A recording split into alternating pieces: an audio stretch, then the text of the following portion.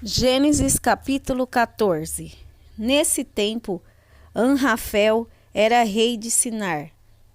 Arioque era rei de Elazar. Quedorlaomer era rei de Elão. E Tidal era rei de Goim. Esses quatro fizeram guerra contra os seguintes reis: Bera de Sodoma, Birsa de Gomorra, Sinabe de Adimá, Semeber de Zeboim, e contra o rei de Bela, cidade que também se chamava Zoar.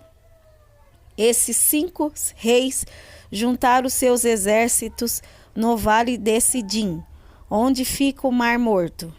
O rei Quedorlaomer os havia dominado por 12 anos, mas no 13º ano eles se revoltaram contra ele.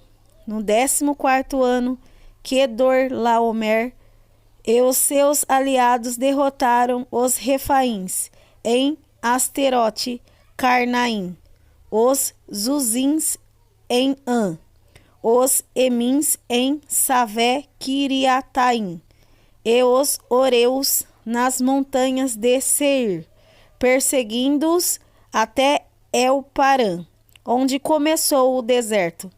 Depois voltaram até Cádiz, que naquele tempo se chamava em Mispate. Eles arrasaram a terra dos amalequitas e derrotaram os amorreus que viviam em Azazão Tamar. Então os reis de Sodoma, de Gomorra, de Adimá, de Zeboim e de Bela saíram com seus exércitos para o vale de Sidim, a fim de lutar contra os reis de Elão, de Goim, de Sinar e de Elazar. Eram 4 reis contra 5.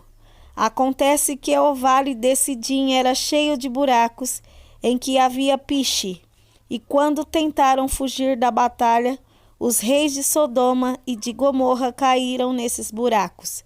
Mas os outros reis fugiram para as montanhas. Os 4 reis pegaram todo o mantimento e os objetos de valor que havia em Sodoma e em Gomorra e foram embora. Ló, o sobrinho de Abrão, vivia em Sodoma, e por isso também foi levado como prisioneiro. E levaram também tudo o que era dele. Mas um homem escapou e foi contar tudo a Abrão, o hebreu, que morava perto das árvores sagradas que pertenciam a Manre, o amorreu. Manre e os seus irmãos Escol e Aner eram aliados de Abrão. Quando Abrão ficou sabendo que o seu sobrinho tinha sido levado como prisioneiro, reuniu os seus homens treinados para a guerra, todos eles nascidos na sua casa. Eram 318 ao todo. Abrão foi com eles, perseguindo os 4 reis até a cidade de Dan. Ali Abrão dividiu os seus homens em 2 grupos, atacou os inimigos de noite e os derrotou.